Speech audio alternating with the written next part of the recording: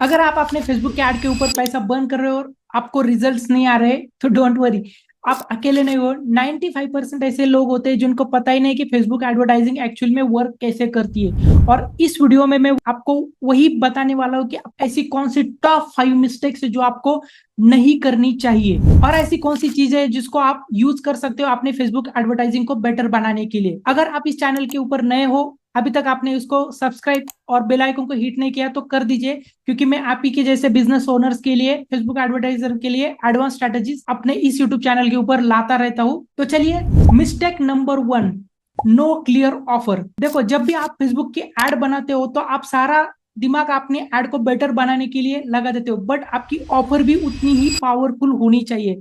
अगर आपकी offer powerful नहीं होगी, इरेजिस्टेबल नहीं होगी, तो लोग आपके ऐड के ऊपर क्लिक नहीं करेंगे। अब क्या होता है कि बहुत सारे लोग क्या करते हैं कि ऐड को बहुत क्रिएटिव बनाने की सोचते हैं, उसमें एडिटिंग के बारे में सोचते हैं, बट सबसे ज्यादा इंपॉर्टेंट चीज तो आपकी ऑफर होती है। लोगों को जब आपकी ऑफर के बारे में पता चलेगा तो उनको स्टूपिड फील होना चाहिए अगर उन्होंने वो ऑफर नहीं ली, तो अगर वो उस एड के ऊपर क्लिक नहीं किया तो इस तरह से आपको वो पावरफुल ऑफर बनानी होती है। अब बहुत सारे लोग क्या करते हैं कि अपने स्क्रिप्ट में लिख देते हैं कि checkout my services, book a call with me, और कुछ ऐसी और चीजें लिख देते हैं। बट कस्टमर क्यों केयर करेगा कि आपके ऐड के ऊपर क्लिक ही करना चाहिए, आपके प्रोडक्ट और सर्विस उन्हें चेक करनी चाहिए। वो कुछ केयर नहीं करते जब तक आप उनके पेन पॉइंट्स के बारे में बात नहीं करोगे। जो भी वो प्रॉब्लम फेस करे उसका एग्जैक्ट सोल्यूशन अगर आप उनके माइंड में नहीं दोगे, आपके एड्स के थ्रू वो क्लिक नहीं करने वाले। जैसे कि बहुत सारे कोचेस कंसल्टेंट क्या करते हैं कि कोचिंग फॉर मॉम्स ऐसी कुछ ऑफर्स लोगों के लिए ला देते हैं, बट अगर आप उससे भी ज्यादा प्रिसाइज आपके एड्स में अगर आप देते हो, जैसे कि helping a busy mom to lose their 10 kg within the 30 days, तो ये कुछ पावरफुल लगती है instead of just coaching for mom. तो जो ऑफर आप दे रहे हो उसमें उनका थोड़ा सा रिजल्ट्स आपको दिखाने पड़ेंगे कि क्या रिजल्ट्स मिल सकते हैं आपके प्रोडक्ट और सर्विस से। जितनी ज्यादा आपकी पावरफुल ऑफर होगी उतनी पावरफुल आपके एड्स चलेंगे, और यही एक चीज होती है जो आपको बाकी के मार्केटर से अलग करती है। Mistake number 2, targeting too broad. अब टारगेटिंग ब्रॉड कब करनी चाहिए और नैरो कब करनी चाहिए, ये चीज आपको अगर अच्छे से समझनी होगी तो मेरे बाकी कुछ वीडियो में बताया कि ब्रॉड टारगेटिंग आपको कब और किस लेवल पे करनी चाहिए। इस वीडियो में मैं आपको बताऊंगा कि अगर आप स्टार्ट कर रहे हो तो ब्रॉड टारगेटिंग आपको नहीं करनी चाहिए, क्योंकि फेसबुक का जो एड्स प्लेटफॉर्म है वो बेसिकली जाना जाता है नीश टारगेटिंग के लिए। जैसे कि मैंने थोड़ी देर पहले बोला था कि अगर आप मॉम्स को टारगेट कर रहे हो, बिजी मॉम्स को, मतलब वर्किंग प्रोफेशनल जो भी मॉम्स है, अगर उनके लिए आप हेल्थ का प्रोडक्ट ला रहे हो तो आपकी टारगेटिंग भी उसी तरह से नैरो होनी चाहिए। आप प्योरली उस लेडीज को टारगेट करेंगे जो मॉम से, वर्किंग प्रोफेशनल से, तो नीश टारगेटिंग ही फेसबुक का यूएसपी है। क्योंकि जब हम फेसबुक के ऊपर एड्स करते हैं, हम एक बिजनेस ओनर एड्स करते हैं और हमें 1 लाख रैंडम पीपल नहीं चाहिए, उसमें से हमें सिर्फ 1000 ग्रेट कस्टमर चाहिए। तो इसके लिए आपको आपके कस्टमर का एज, उनका प्रोफेशन, वो सारी चीजें बहुत डिटेल में जानना जरूरी होता है। तो अगर आप बहुत ही ब्रॉड टारगेटिंग कर रहे हो तो आपका पैसा बर्न आउट ही होगा। Mistake number 3, no strategy, just boosting post. बहुत सारे लोग क्या करते हैं, जब स्टार्ट करते तो बूस्टिंग पोस्ट बहुत इजी लगता है और इसलिए वो बूस्ट पोस्ट करते रहते हैं, अपने फेसबुक के ऊपर पोस्ट करते हो उसको बूस्ट करते रहते।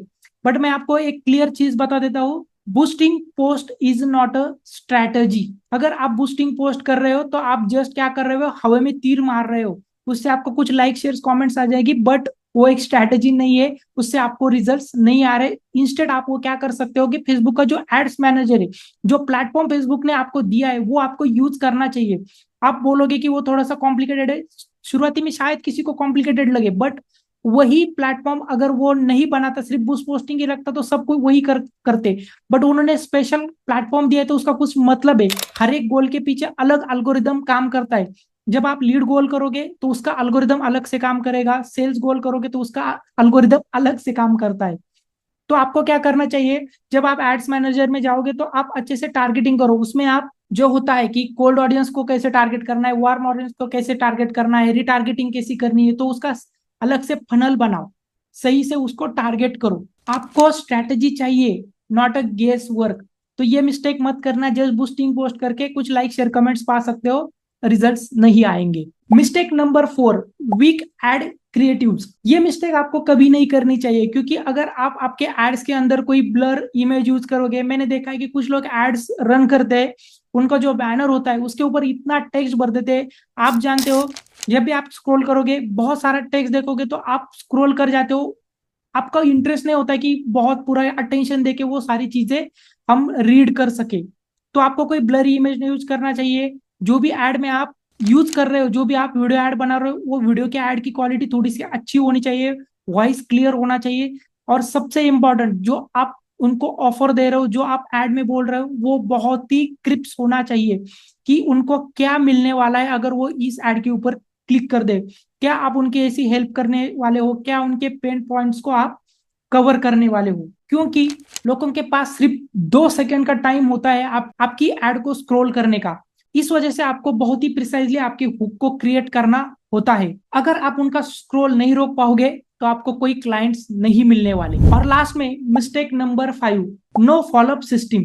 ये मिस्टेक आपके बिजनेस के लिए बहुत ही एक्सपेंसिव हो सकती है अगर आपके पास कोई फॉलोअप सिस्टम नहीं होगा। क्योंकि आप क्या करते हो, एड रन करते हो, आपके पास लीड आती है, उन्हीं लोगों को आप कन्वर्ट करते हो। This is how your business work. अब क्या होता है कि अगर आपके पास कोई लीड आती है और उस लीड को अगर आप कोई फॉलोअप्स नहीं लेते हो तो वो लीड चली जाएगी। उसके बाद आपको नई लीड आने के लिए फिर से खर्च करना पड़ेगा, फिर से आपको एड के ऊपर स्पेंड करना पड़ेगा।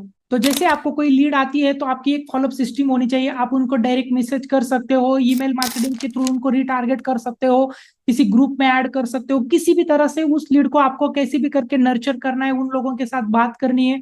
फॉलोअप आपकी सिस्टम बहुत तगड़ी होनी चाहिए, क्योंकि असली मनी तो आपके फॉलोअप में ही होता है।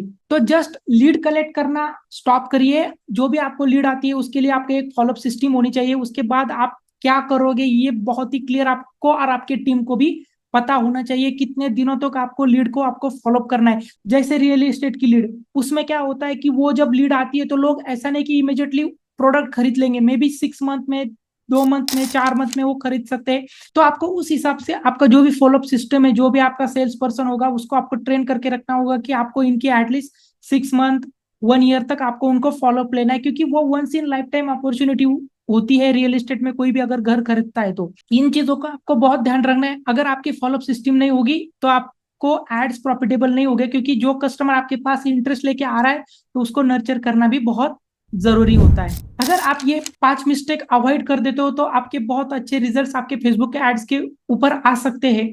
और ऐसी अगर नॉलेजेबल वीडियो चाहते हो तो सब्सक्राइब और बेल आइकन को हिट कर देना, और इस वीडियो को लाइक शेयर जरूर कर देना, जिससे मैं मोटिवेट होता रहूंगा और आपके लिए जो भी हम एजेंसी रन करते हैं तो उसमें जो भी एक्सपीरियंस होता है मैं आपके साथ शेयर करता रहूंगा। और मिलते हैं अगले वीडियो में।